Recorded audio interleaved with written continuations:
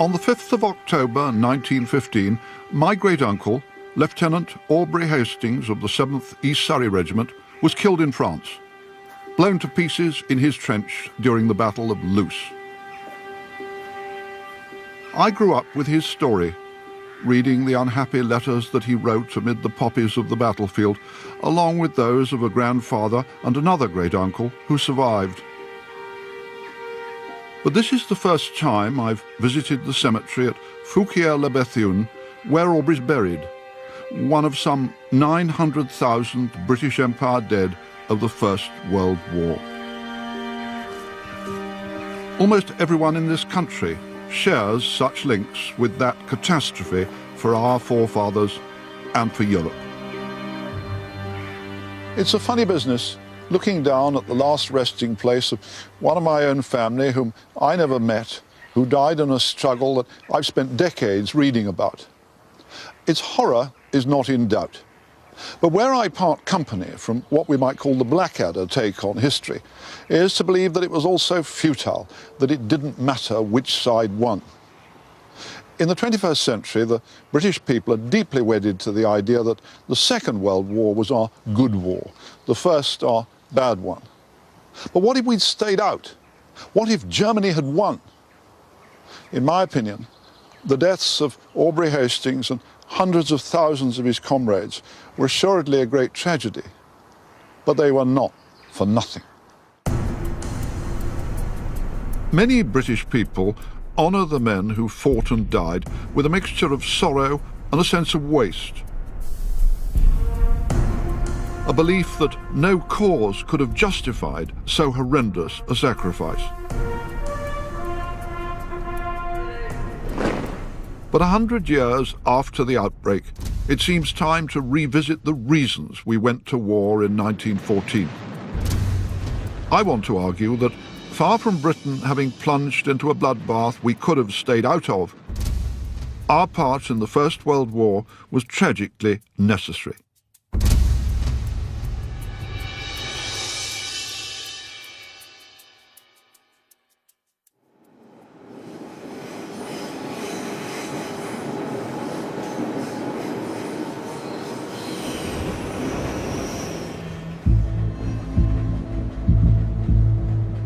Any exploration of why Britain had to go to war in 1914 must start on the continent of Europe. The spark was ignited in the Balkans on the 28th of June when Gavrilo Princip, a Bosnian Serb, shot dead Archduke Franz Ferdinand, heir to the Austrian throne. The empire's rulers immediately determined to exploit the outrage to justify invading neighbouring Serbia, where the murder weapons had come from.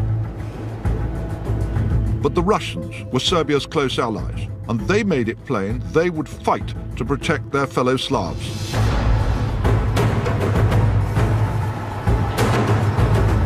Through July 1914, the great continental powers waded ever deeper into crisis. But from the outset, the key player was Germany.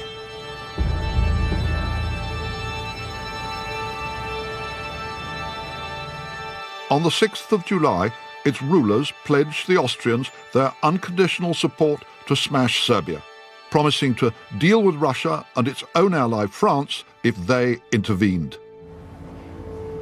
Day by day, it became plainer that none of the big players would back down. And thus began the countdown to the First World War.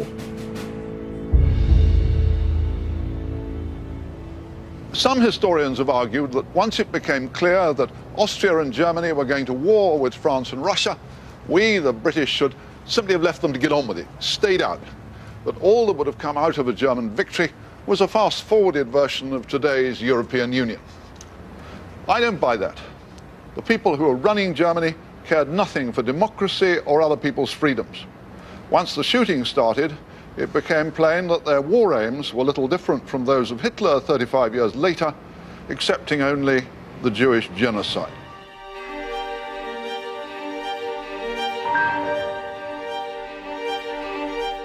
The causes of the war are hugely complicated, with the death of the Archduke only setting in motion existing forces.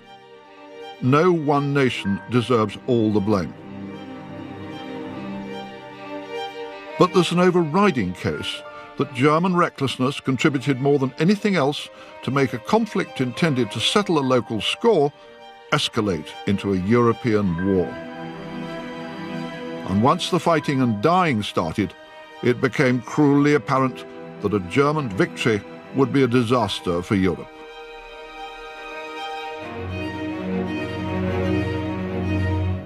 In 1914, Germany was by far the most powerful state on the continent, the most advanced society in Europe. Industrially, it was racing ahead of its rivals in every field from pharmaceuticals to automobile design. Socially, it pioneered a welfare state by creating unemployment insurance and old age pensions. German culture was revered across the world. But it became Europe's historic tragedy that the German system of government lagged generations behind everything else in the country. The Empire's elected parliament had the largest socialist party in Europe. But while the Reichstag dominated domestic affairs, it was the Kaiser, the so-called All-Highest, Wilhelm II, who still made every key appointment and controlled decisions about war and peace.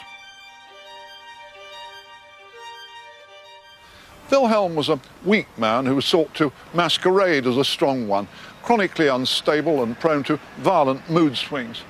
He wasn't at heart a warmonger, as of course Hitler was, but he loved to play at soldiers. He offered threats and blandishments to other powers, which he always got in the wrong order.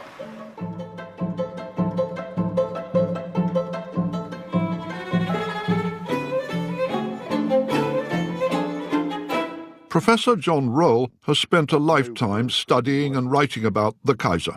How personally influential was Kaiser Wilhelm in the decision for war? Kaiser Wilhelm took over the reins from his father in 1888 and inherited Bismarck's immense power himself when he threw Bismarck out. But not content with that, he then went back to an almost 18th century notion of monarchy. In other words, he insisted on ruling personally. With the result, he appointed all ministers, all the chancellors, all the generals, all the admirals, himself personally, according to his likes and dislikes.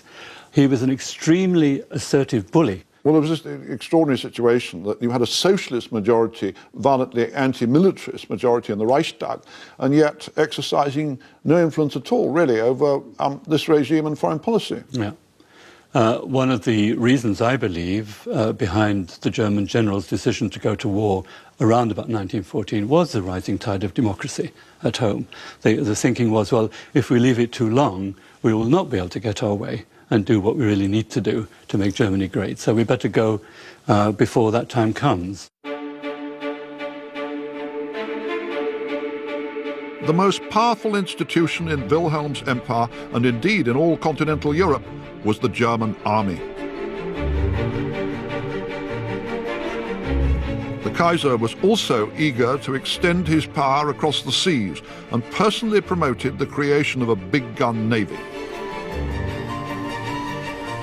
This thoroughly alarmed the British, who feared Germany's fleet as a threat to their global trade routes and empire.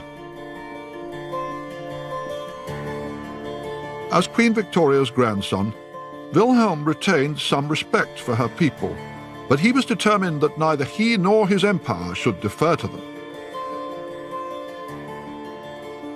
It's almost as if he feels obliged to be more military and more masculine than any other monarch, perhaps because there's always the whiff of Englishness about him, his mother being English. He was always very keen to say, no, I'm not English, I'm Prussian, I'm extremely Prussian. So there's this autocratic side to him, there's extreme militarism, but some of it does come from England. So, for example, the love of the Navy, the idea that he has a mission to become the superpower in Europe in place of Britain. He feels he has a right as leader of this new, energized Germany after unification. fear of Germany's might and of its aspirations to dominate Europe prompted Russia and France to forge a close military alliance. Although Britain's government made no firm written commitment, it posted an option on supporting them in the event of war.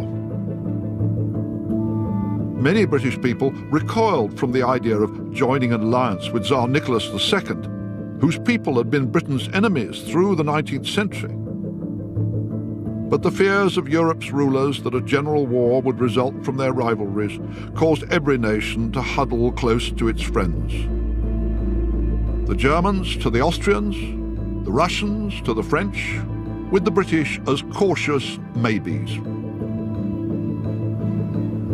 Germany's warlords were haunted by fears of Russia's growing might. Some of them were convinced that challenging the Tsar's armies sooner rather than later offered Germany the best chance of victory. This is one of many German memorials to Prussia's 19th century military triumphs. Instead of perceiving big wars, as we do today, as universal tragedies, the Kaiser's generals, and sometimes Wilhelm himself, believed that trial by battle was an acceptable instrument of policy. All Germany's leaders were insecure, even paranoid, about threats at home from the socialists, abroad from Russia and France, probably backed in a showdown by Britain. In those days, not many people thought seriously about economics. The Kaiser and his generals counted soldiers. They failed to realize that their country was achieving dominance of Europe without firing a shot through its industrial power. By 1914, so many Germans had come to believe that a European clash in arms was inevitable, that their fatalism contributed mightily to bringing this about. The Kaiser, who was almost certainly clinically unstable, was one of 3 men in Germany who took the key decisions which resulted in war. To this day, historians argue fiercely about which pulled the levers to precipitate disaster. The others were the Chancellor, Theobald von Bethmann-Hollweg, appointed by Wilhelm, and General Helmut von Moltke, head of the army. The Kaiser and the Chancellor were the ones who, on the 6th of July, promised Austria Germany's support against Serbia. Bethmann-Hollweg, knowing that Russia was committed to protect the Serbs, pressed the Austrians to hurry their invasion to preempt the Tsar. This has become known as Berlin's blank check, keystone of the argument that Germany was most blameworthy for the horrors that followed. Professor Sir Hugh Strawn has been studying and chronicling the war for over 30 years. He agrees that Berlin took a huge gamble. The Germans actively encouraged the Austrians not merely to invade Serbia, but to get on and do it even more quickly than they were ready to do it. Yes, partly because I think if they do it quickly, you'll get away with it. You'll be able to crush Serbia. There'll be a Balkan war that is over so quick that nobody will have time to intervene. So the presumption here is speed. And what Berlin is doing is constantly taking best-case advice. You know, will Russia stay out of this war because they're worried there'll be a revolution in Russia? The best answer is that, yes, they will, because there has been a revolution in Russia in 1905, and there might be again. So they work with that assumption, whereas in fact, of course, the Tsar is going to be put under tremendous pressure to back South Slavs in Serbia. But throughout July, the one nation, surely, that had the power to stop this process, if the Germans had said to the Austrians, stop, do not invade Serbia, there would have not been a general European war, would there?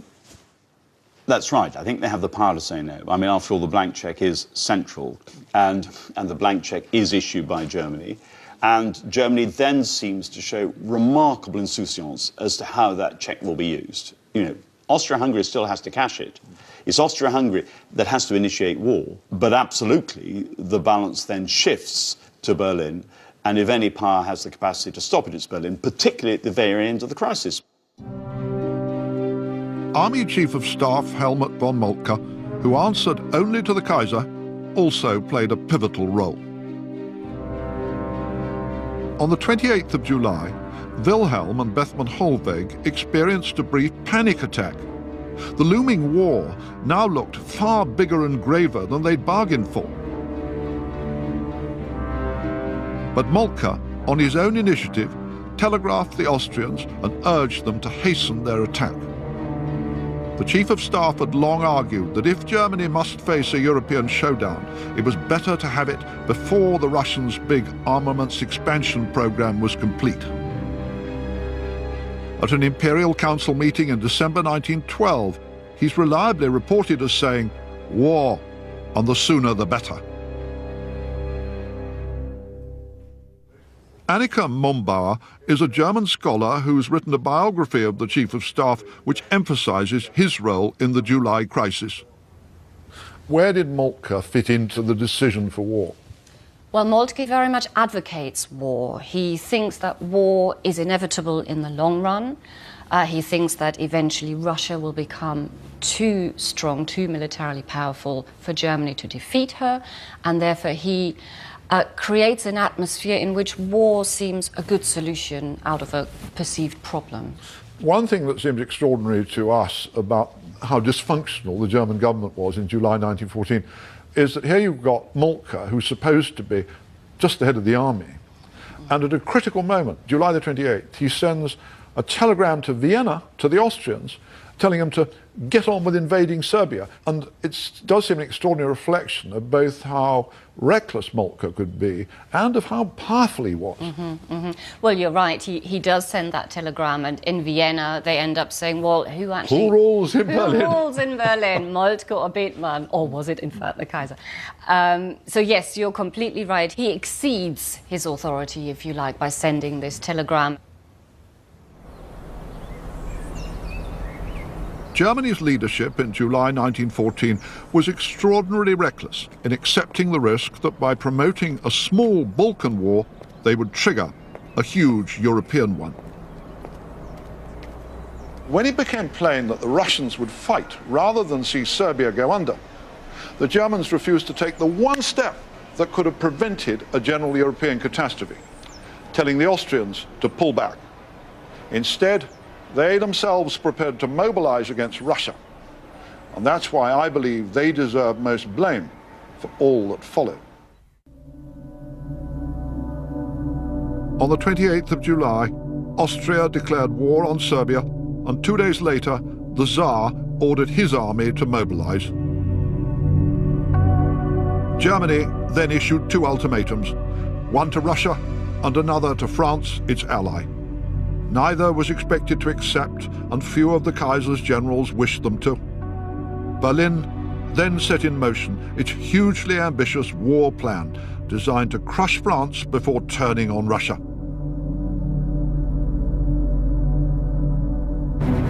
Created almost a decade earlier by Moltke's predecessor, Count Alfred von Schlieffen, the plan required an invasion of France by way of its back door through neutral Belgium.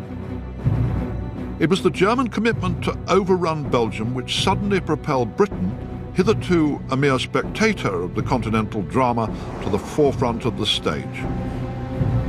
Under a treaty signed in 1839, this country was among the guarantors of Belgian neutrality. I'm one of those who still wonder whether Britain really would have come in if it hadn't been for the invasion of Belgium. Moltke got this dead wrong, didn't he? He did. He was in an impossible situation, militarily speaking or strategically speaking, because Germany is, in a sense, encircled by France in the west and Russia in the east. And the only way he thinks he can win this war is by implementing the so-called Schlieffen Plan. And that plan can only work if France is defeated quickly, and that means invading Belgium. But interestingly, in France, the Chief of Staff similarly thinks our best chance would be to advance through Belgium, but the politicians, the diplomats, tell him we can't do that because of Britain. The British told France on no account going to Belgium. Exactly. And so had Germany also respected Belgian neutrality, there would have been all sorts of possibilities right at the end of July and early in August, perhaps to come to a different outcome.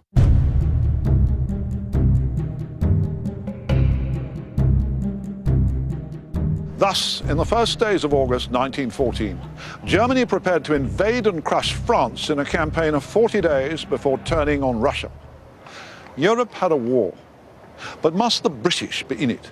Would they fight?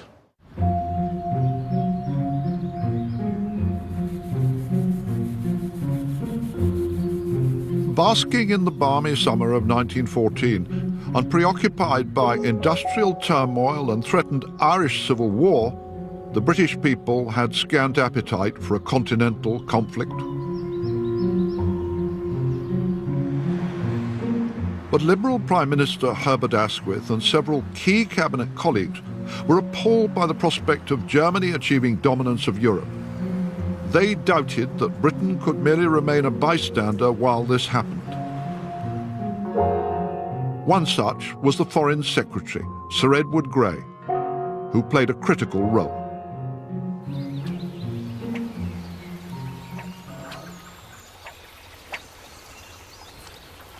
Sir Edward Grey is traditionally seen as a reticent English gentleman whose grand passions were fly fishing and bird watching, both of which he wrote good books about.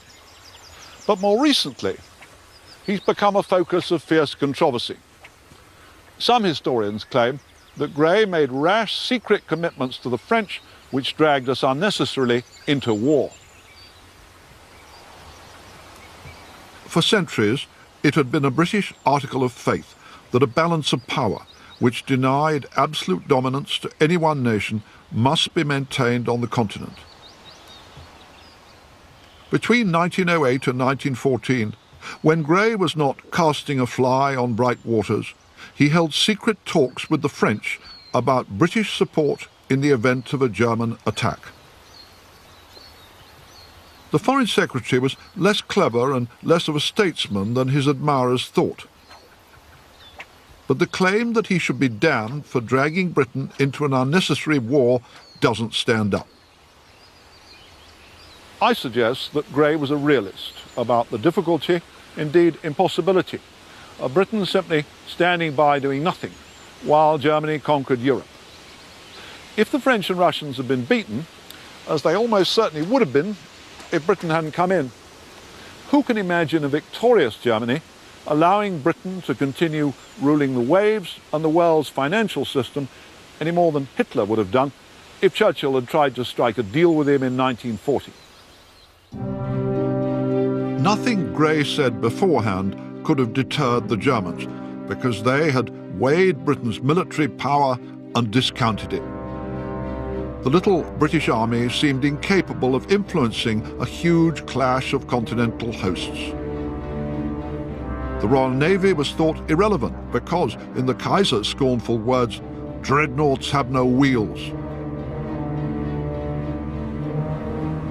The Foreign Secretary's secret and unwritten assurances to France seem to me to have reflected not warmongering but prudent and essential precaution. In July 1914, by proposing an immediate European conference, Grey did all that he could to avert war. Sir Michael Howard is Britain's most distinguished living historian. He and I have spent many hours discussing the vast puzzle of 1914 and, crucially, whether Britain could have done more to avert disaster. Grey's proposal, which they rejected out of hand, to address the confrontation between Austria-Hungary and Serbia by having a peace conference, it wasn't a contemptible proposal, was it? If they wanted a diplomatic outcome. I mean, it was absolutely typical Grey thing to do, a typical sort of liberal solution. And the Germans rejected it flatly. The Germans rejected it flatly because this would have meant letting down the Austrians, and they were not going to let down the Austrians. There was this sense throughout all classes in Austria, it is time to finish with the Serbs. If we don't finish with the Serbs, they will nibble us to death. This is the moment to strike. The Germans, knowing this was the case, were not going to bring in the Austrians to debate about what their future was going to be. So to that extent also, you could say that the Germans were responsible for not letting there be a peaceful settlement. On the 2nd of August, the Germans issued an ultimatum to King Albert of Belgium demanding passage for their armies. He flatly refused and appealed to Britain as a guarantor of his country's neutrality. Thus it fell to Sir Edward Grey to convince a still reluctant British Parliament of the necessity for Britain to join the war on the continent. On the afternoon of the 3rd of August, Grey delivered the most important speech of his life to the House of Commons. By now, most of the cabinet believed that Britain must fight in the name of Belgium's rights. Could this country, Grey demanded, stand by and watch the direst crime that ever stained human history and thus become participators in the sin? He added, "We should, I believe, sacrifice our respect and good name before the world and should not escape the most serious and grave consequences." This was one of those extraordinary parliamentary occasions that changed history. It persuaded much of the Liberal Party, hitherto bitterly hostile to intervention, now to support it, as the Conservative opposition already did. Thus, on the 4th of August 1914, after Berlin rejected an ultimatum demanding its withdrawal from Belgium, Britain declared war on Germany. Was Belgium the real reason that Britain went to war in 1914, or as some historians nowadays try to argue, oh, it was just a pretext that the British government really wanted to fight anyway? Yeah. Well, I would tend to say it's both and. There are two arguments here. One is the security of Belgium and the absence of a dominant power on the mainland of Europe is seen as central to Britain's strategic position. There can't be the equivalent of Napoleon facing Britain across the Channel and dominating Britain's routes to the rest of the world. The second issue is, does it matter that Germany disregards its international obligations, enters Belgium, which is a neutral state, and fails to reflect both international law and the rights of small nations? And the answer is it does matter. And it matters because, for Britain, international law and what we might now see as morality also matters. But it's more fundamental than that. Because Britain is an economic power, a trading power, a power that depends on its shipping, actually, international law is more than just a sense of legal and moral obligation. It's also a matter of economic necessity. You need to respect international law to make sure that Britain can continue to exercise the degree of leverage it does as a neutral itself. Well, some people say now, oh, it was incredibly silly for Britain to get involved in this horrific experience, the First World War, just because the German army marched into Belgium. But actually, it seems to me, it was a pretty good reason for going to war. It was an excellent reason for going to war, and it did something which, at the beginning of the July crisis, seemed unimaginable to many. United the British people. It united the British people. It united the cabinet and united the people.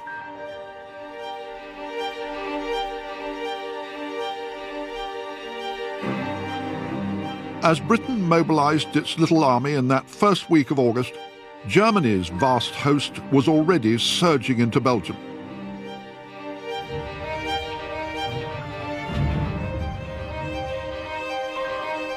Within days, the first reports appeared in the world's newspapers describing the extraordinarily brutal conduct of German troops towards the Belgian people. They were not merely carelessly destroying homes and villages. All invading armies do that. They were seizing and killing civilian hostages in scores and hundreds.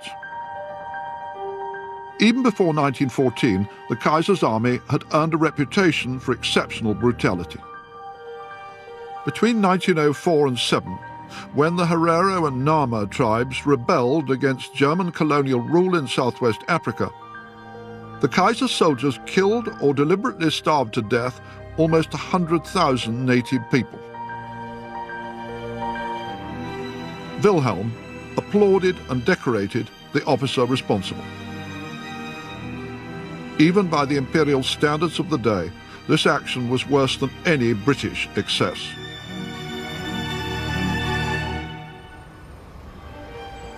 But the Herero genocide had been far away in Africa. In August 1914, world opinion was stunned by German savagery towards fellow Europeans.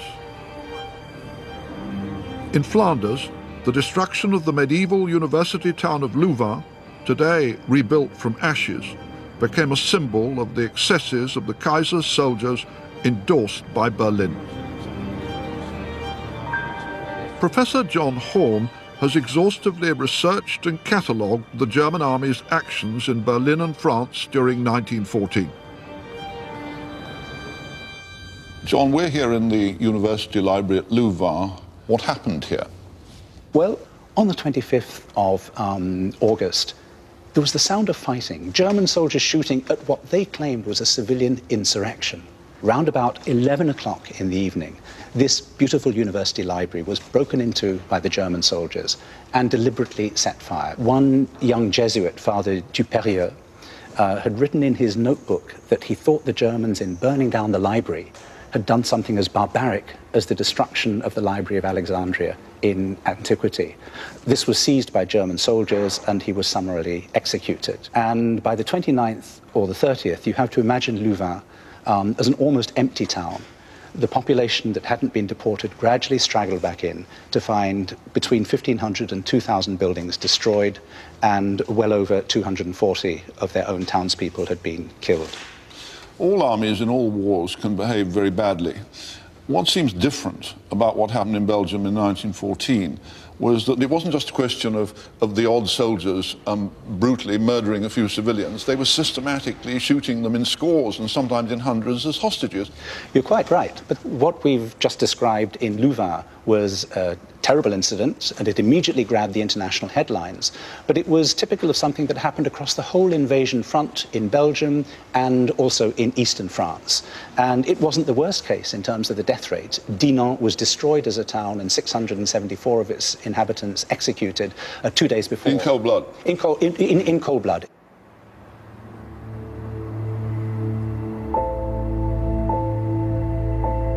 In the first weeks of the war, nearly 6,500 civilians were executed by German troops in Belgium and France. Berlin claimed that they were merely exacting legitimate reprisals for resistance by civilians, so-called francs-tireurs. But John Horn rejects this. You found no evidence at all of franc-tireur activity, did you, of guerrilla activity against the Germans? None. It was, apart from the odd, very isolated incident, but nothing which justified the German accusations, which was that there had been what they called a Volkskrieg, a people's war, a mass uprising. And the Kaiser, already by the 9th of August, only a week into the war, is accusing the King of the Belgians of fomenting such an uprising. It didn't happen. It was the institutional response of the German generals and right up to the Kaiser that seemed striking, and it does seem to say something about the character of the regime. That's right, because very quickly, what starts out as panics and localized responses by German soldiers is immediately endorsed by the whole German command structure. And then what swings into play is a series of very brutal reprisals, which are justified in terms of German military doctrine as to what you do when you're faced with civilian uprising. For years, apologists for Germany claimed that the Belgian atrocities were figments of Allied propaganda. Some of the stories that made headlines in 1914, for instance, claims that thousands of babies were maimed by German soldiers, were indeed fabrications. But a big truth persists. The German army behaved with systemic barbarity during its advance across Belgium and France. Its actions persuaded many hitherto doubting British people that they had chosen the right side in the ghastly conflict that was unfolding. Some historians today claim that the British government's decision to go to war in defence of Belgium's neutrality was simply a fig leaf, a pretense, when really it was all simply about supporting the French against the Germans. I'd put it a bit differently. Yes, it's true that some key ministers wanted to fight anyway. But Belgium provided a tipping point. All sorts of British people who cared nothing for Serbia or Russia could easily get their minds around the notion that it was outrageous that the most powerful army in Europe proposed to crush beneath its boots a small state simply to serve the convenience of the Schlieffen Plan. And wasn't that indeed a decent and honourable reason for Britain to go to war? Had Germany been victorious on the continent, Britain would have found itself in a desperate and lonely predicament. If the Germans had won, and now I hypothesize, there would have been an Anglo-German war within a matter of years. The fear in Britain was that a power which unified the continent would then be in a position to challenge Britain's command of the sea. If she challenged and successfully overturned Britain's command of the sea, not only would we no longer have an empire, we would be at the mercy of whoever commanded the whole of Europe. That was what the British feared. That was what... And they were right to fear it. And they were right to fear it because there was a substantial element in Germany, led by the Kaiser, whose one objective was to challenge Britain as a world power, to build a great navy which could then defeat the British, and Germany would then become a world power at the expense of the British. So if the Germans had won the war, I see no way in which they would not have used their dominance of Europe to bring the British down. So we would not have avoided a war, we would only have postponed one.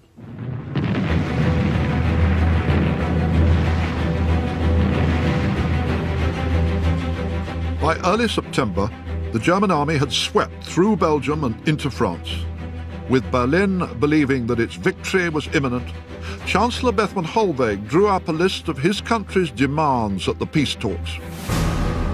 They included seizing large swathes of land from both France and Russia, annexing Luxembourg, making Belgium and Holland vassal states.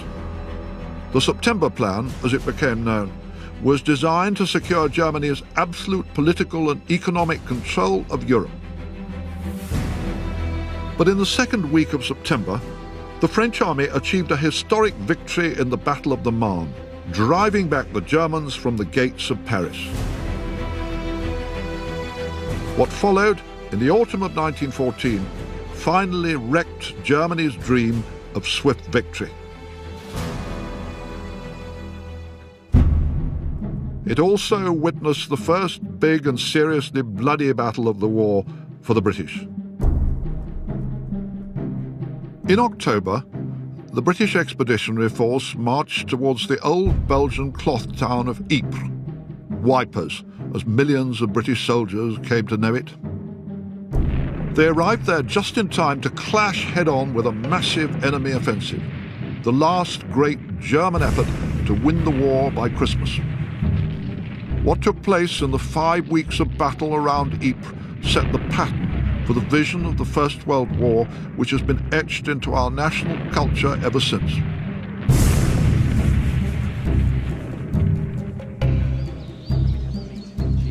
Former soldier Clive Harris today guides visitors to the battlefields of the First World War, and especially those around Ypres. But you can see it's shell-torn. He's brought me to Polygon Wood, one of the most famous or notorious landmarks of the desperate struggle in 1914. It's right at the edge of the Menin Road, which runs back towards Ypres, which is about 5-6 kilometres behind us now. It sits right at the centre of the battlefield as well.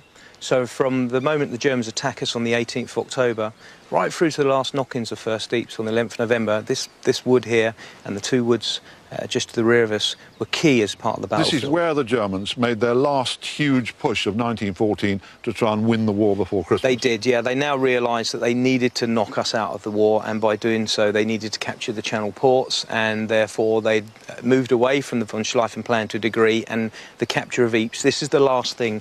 Other side of Ypres, there is no defences. It was our last chance. There is nothing behind us but the Channel ports.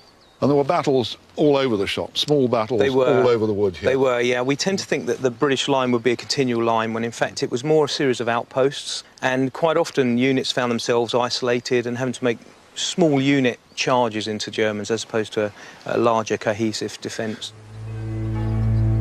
Here in western Belgium, the war of manoeuvre, ranging across thousands of square miles that had been waged through the late summer of 1914, gave way to a stalemate across the Western Front. The technology of defence and destruction, artillery and machine guns, had achieved a dominance which confounded the generals of both sides. At Ypres, cavalrymen saw their horses almost for the last time before being obliged to join a death grapple on foot. Well, we're here. This is the site of the Horse Guards Memorial, and it marks an area where the Horse Guards fight as infantry pretty much on this spot. We're just on the... So they came charging up, dismounted... Yeah, initially and were by pushed horseback. into This actual spot's where one of the machine gun positions, because it gives us a great arc of fire over advancing enemy. But what seems important here, Clive, it wasn't just that the British threw back the German army, it was also that the whole character of the war changed for all the armies, that here was where they first came to terms with what everybody now understands as the full horror of the Great War, wasn't it? Yeah, trench warfare, and this is the end of that war of movement that starts in the August, all the way down to the Marne, all the way back again, and it's here that we start to dig. So, yeah, we're on the spot where it changes. And when it started to rain, Yeah. they weren't in the earth, they were in the mud. Yeah, then you have to learn to cope with things such as trench foot and how to get around that and reinforce your trenches to withstand bombardments. We're no longer going to see artillery now in front of the infantry firing as field guns. They're going to be behind the lines or certainly in sunken lanes and that sort of thing. And nobody dares show his head above the parapet. No, we go subterranean from now on, that's right. Any movement by day would have been suicidal, yeah. But the British paid a devastating price for their narrow victory at Ypres. 56,000 British soldiers were killed or wounded in a month. The old professional British Army was largely destroyed.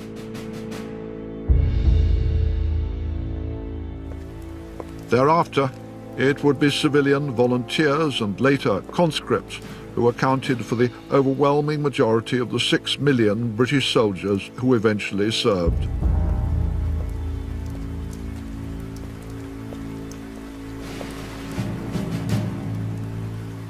But however terrible the sacrifice, it seems mistaken to imagine that there was ever an easy means by which the war could have been ended.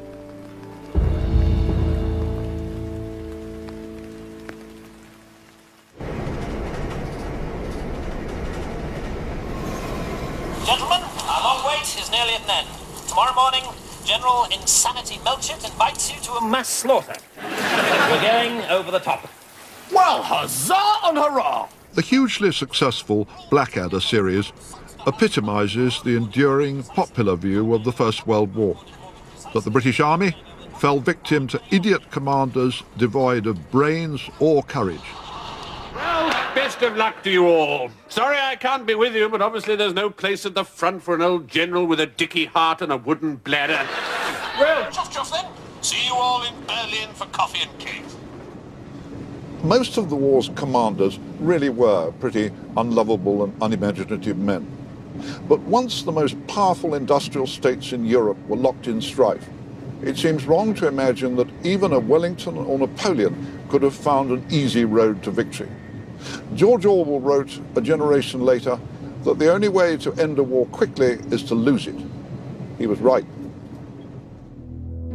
The trench stalemate on the Western Front posed intractable problems which no commander proved able to solve. Generals needed to be able to control their forces by telephone and could only do so from behind the front rather than at the head of their troops as on history's battlefields. But the price of long-distance command was to create a divide between the top brass in their chateaus and their men calf-deep in mud, which has made an enduring and bitter impact on posterity's view of the war.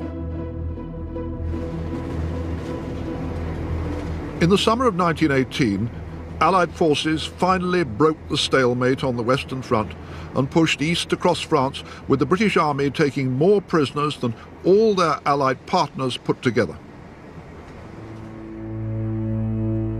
The Germans, exhausted and demoralized, fell back in growing disarray until an armistice was signed on the 11th of November.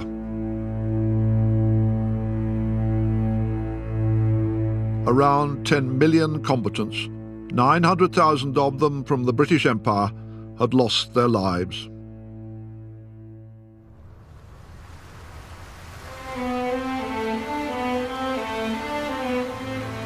2 months after the shooting stopped, the victorious Allies convened a peace conference at the Palace of Versailles outside Paris.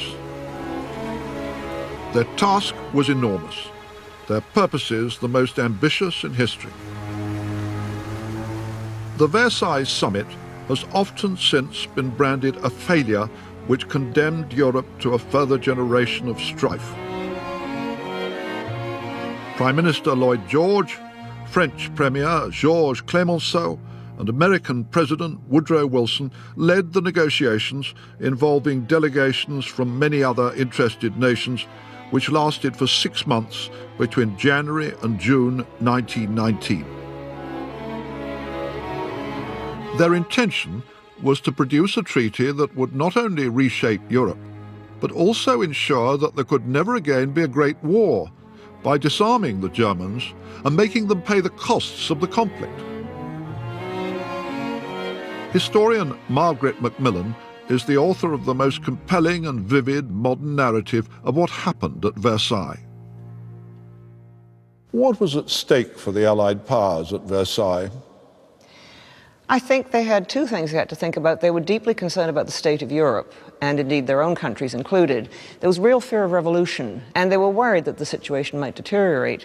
What was also at stake, of course, is they were democracies, and they had to think of their publics. And the publics had been led to believe, and had been kept going in the war by the promise that it was going to make a much better world.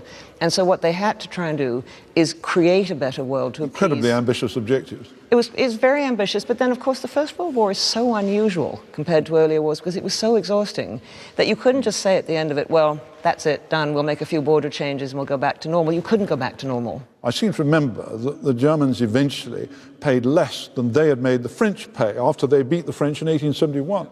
But what the Allies couldn't say to their own people was, look, there's no way Germany can pay what really we need to rebuild, because their own people had suffered so much, and so they had to put a bill in. But what they did was they fudged it. They divided the total reparations bill up, so the Germans only paid a fraction. Once they'd paid the fraction, they'd pay the rest, which of course the Germans never wanted to do. The Allies really failed afterwards to convince their own peoples that their cause had been just, didn't they? Well, I suppose the problem with the First World War is that the expectations are so high, the promises are so great, and all sorts of promises, as we know, are made during the war to try and keep people in the war. But there's no way that all those promises can be cashed in after the war is over. Abuse fell upon the Versailles Treaty almost before ink was dry on the signatures. The economist John Maynard Keynes, one of the British Treasury delegation, published a scathing broadside entitled "The Economic Consequences of the Peace." A strong German sympathizer, Keynes made a case that the terms imposed upon Germany were both morally unjust and economically foolish. How influential was Maynard Keynes in his book, The Economic Consequences of the Peace, which absolutely damned Versailles? It was very influential. I mean, he wrote it very quickly. It became a bestseller immediately, and it's been in print ever since. And it's a brilliant polemic. It's not fair. He paints this picture of these greedy, selfish, hard-hearted, cynical men dividing up Europe, punishing Germany, and they're just making a complete mess of it. I think there's also, he represents a whole generation of younger people who had supported the war, believing that the world was going to be a better place, and when they saw it wasn't going to be, they reacted and blamed the people who were trying to make peace for everything. I would have thought one of the huge unfairnesses of Keynes' book is that he never set it in the context of saying, all right, even if the Allies have made a fumbled, bungled peace, if the Germans had won, and if the Germans had been making the peace, it would have been a vastly crueler and worse one for Europe. Well, I think there's plenty of evidence that what the German High Command, and they were basically in control of Germany by this point. By 1918, you had a military dictatorship in Germany. And what they were planning were pretty extensive annexations of other people's lands in the West. And in the East, they were planning to extend their influence. In the Treaty of Brest-Litovsk, they had forced the Bolsheviks, who were desperate, to give over whatever gold they had left. They'd set up an independent Ukraine. I mean, the evidence is, unless they'd had a complete change of heart, it would have been a very harsh peace. Today, an awful lot of people have come to feel a real guilt about the Treaty of Versailles. Oh, it was an unfair treaty to Germany, that it contributed to the rise of Hitler. It got it wrong. Was it the harsh, vindictive treaty they claim? The trouble with the treaty, I think, is that it appeared to be harsher than it actually was. And of course, it was all about implementation. And in the end, most of those clauses which limited German power and forced Germany to pay reparations were not really implemented fully. And so I think there's a perception of the treaty as very harsh. My question always is what would you have done otherwise? How would you have treated Germany if you felt it had caused the war and caused this catastrophe for Europe? What would you have done? Wouldn't you have tried to limit its power? Because Versailles failed to deliver a lasting peace, it has become unjustly blamed for the fact that a Second World War had to be fought. In truth, so many violent forces and crises shook Europe between 1919 and 1939 that it seems absurd to blame the peacemakers for having failed in their grand purposes. In the decade following Versailles, all Europe groaned under the burden of paying the bills for the past conflict.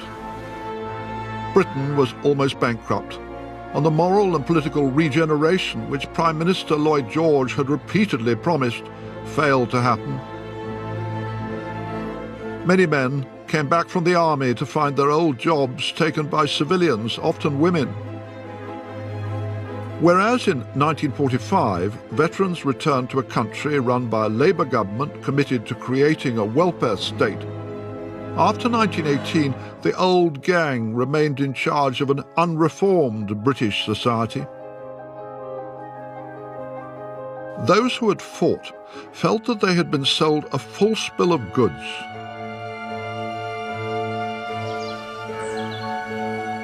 My own grandfather, a writer who won a military cross as a gunner officer in France, became one of those who, within a few years of the armistice, asked himself what it had all been for. Here's an essay my grandfather wrote for a literary magazine in 1923 after meeting a group of fellow veterans who'd served with him in France. They now felt, he said, that they had gone, not as heroes, but on a fool's errand, to fight in a war that was not worth fighting. They'd endured the unsightly, dirty life of the battlefields with a cheery and modest sense of merit, with a belief that they were making some contribution to a good cause. But now, it transpired, this had been a stupid article of faith, which was exploded. My grandfather and his kind felt themselves strangers in a strange land, divided by the horrendous trench experience from those at home who knew almost nothing about it. The poets of the Western Front, such men as Wilfred Owen, Robert Graves, Siegfried Sassoon, vividly described its horrors and the sense of military futility in a fashion that later generations have found irresistible. Here was the world's worst wound, and here with pride their name liveth for evermore, the Gateway claims. Was ever an immolation so belied as these intolerably nameless names? Well might the dead who struggled in the slime rise and deride this sepulchre of crime.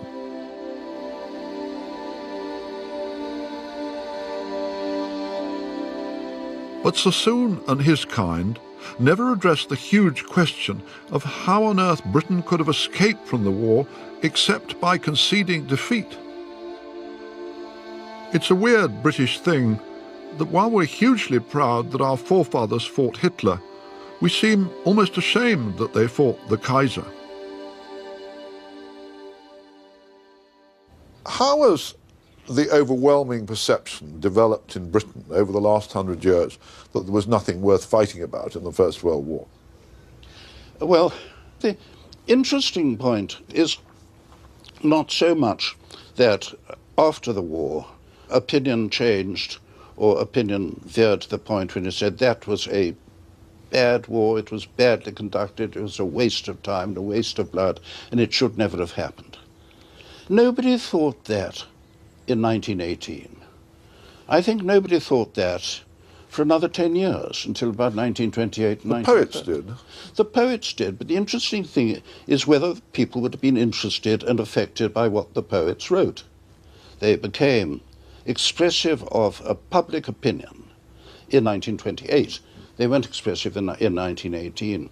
By the end of the 1920s, there's this worldwide slump. Total catastrophic unemployment everywhere, especially in Germany. The situation seemed to be far worse in 1928 than it had been in 1914. And by 1933 or so, it has become generally accepted that the war was an unnecessary war, that it had been bungled, etc., etc. So I think that what was very, very important was not so much the fact that the war had been terribly expensive and bloody and the losses were awful. It was that nothing seemed to have come out of it of any good. Europe's descent into the turmoil and privations of the 1930s caused many people to view the Great War as bungled, the peace shambolic. Some perversely blamed the victors for the rise of Hitler and Nazism. While many people today still think of the First World War as a bad war, the Second has come to be seen by contrast as a virtuous crusade against the Nazi architects of genocide. Nobody went to war in 1939 to stop the Germans massacring the Jews. I mean, sad though it may be to say that, partly because, of course, the serious massacres hadn't yet begun, but principally because Germany might be doing awful things, Nazi Germany, domestically, but in those days nobody saw that as an obligation to go to war in the way in which we would today. So in some respects, both wars break out for similar reasons. Great power rivalries and the concerns of the balance of power within Europe and what is happening within Eastern Europe. They're remarkably similar in their causation. And it is perverse that we have closed the Second World War as the good war and the First World War as the bad war. And of course, we have not remained sufficiently, I'm talking we as British now, have not remained sufficiently independent-minded or sufficiently historically aware to put these things in our own and a proper context.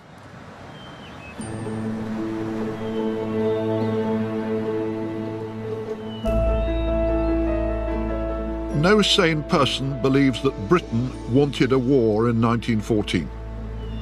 All the great powers bear some responsibility for the carnage, but the Germans seem to deserve most because they refused to use their almost indisputable ability to prevent it. They failed to see that nothing they hoped to get out of the war could justify its horrendous prospective risk and actual cost. Britain emerged from the First World War with little to show save a few worthless colonies and a host of public memorials. But the right questions to ask about the conflict and the nation's sacrifice today are whether we could justly or sensibly have stayed out of it. And what would have befallen Europe if the Kaiser's Germany had won? I'm imagining Whitehall as it was on the 4th of August, jammed with expectant people about to be swept away by the most dreadful cataclysm in European history. Nobody in their right mind would suggest making the centenary of 1914 an occasion for celebration. But we should have the courage to tell our children and grandchildren that the wartime generation did not fight and die for nothing. That if their enemies had prevailed, Europe would have paid an even more terrible forfeit.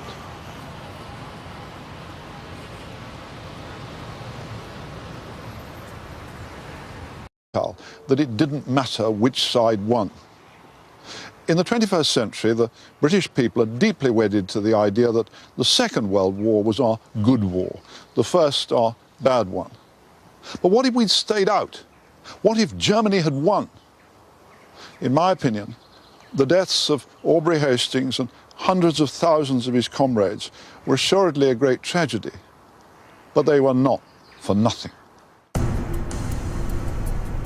Many British people honour the men who fought and died with a mixture of sorrow and a sense of waste.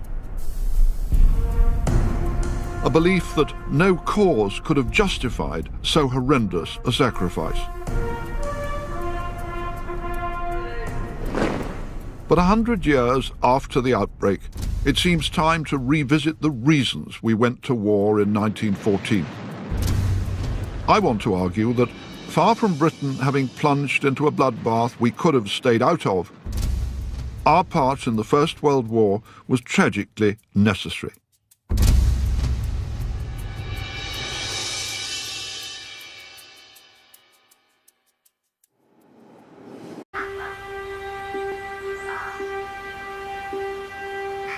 On the 5th of October 1915, my great-uncle, Lieutenant Aubrey Hastings of the 7th East Surrey Regiment, was killed in France, blown to pieces in his trench during the Battle of Loos. I grew up with his story, reading the unhappy letters that he wrote amid the poppies of the battlefield, along with those of a grandfather and another great-uncle who survived.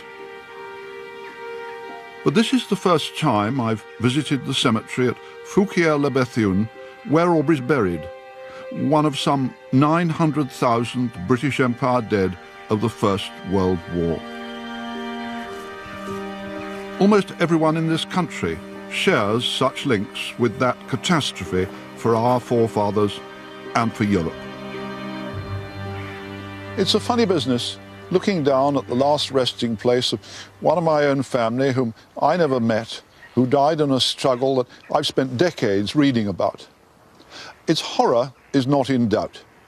But where I part company from what we might call the Blackadder take on history is to believe that it was also futile. No one nation deserves all the blame. But there's an overriding case that German recklessness contributed more than anything else to make a conflict intended to settle a local score escalate into a European war. And once the fighting and dying started, it became cruelly apparent that a German victory would be a disaster for Europe.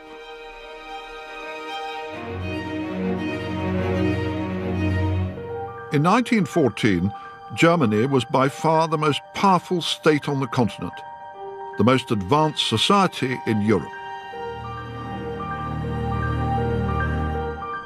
Industrially, it was racing ahead of its rivals in every field from pharmaceuticals to automobile design. Socially, it pioneered a welfare state by creating unemployment insurance and old age pensions. German culture was revered across the world. But it became Europe's historic tragedy that the German system of government lagged generations behind everything else. On the 6th of July, its rulers pledged the Austrians their unconditional support to smash Serbia, promising to deal with Russia and its own ally France if they intervened. Day by day, it became plainer that none of the big players would back down. And thus began the countdown to the First World War. Some historians have argued that once it became clear that Austria and Germany were going to war with France and Russia, we, the British, should simply have left them to get on with it, stayed out. That all that would have come out of a German victory was a fast-forwarded version of today's European Union. I don't buy that. The people who were running Germany cared nothing for democracy or other people's freedoms. Once the shooting started, it became plain that their war aims were little different from those of Hitler 35 years later, excepting only the Jewish genocide.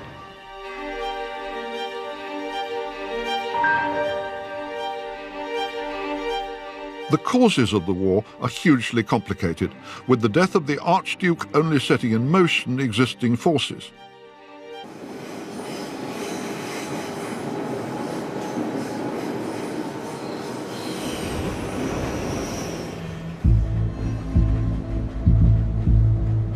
Any exploration of why Britain had to go to war in 1914 must start on the continent of Europe. The spark was ignited in the Balkans on the 28th of June when Gavrilo Princip, a Bosnian Serb, shot dead Archduke Franz Ferdinand, heir to the Austrian throne. The empire's rulers immediately determined to exploit the outrage to justify invading neighboring Serbia, where the murder weapons had come from. But the Russians were Serbia's close allies, and they made it plain they would fight to protect their fellow Slavs.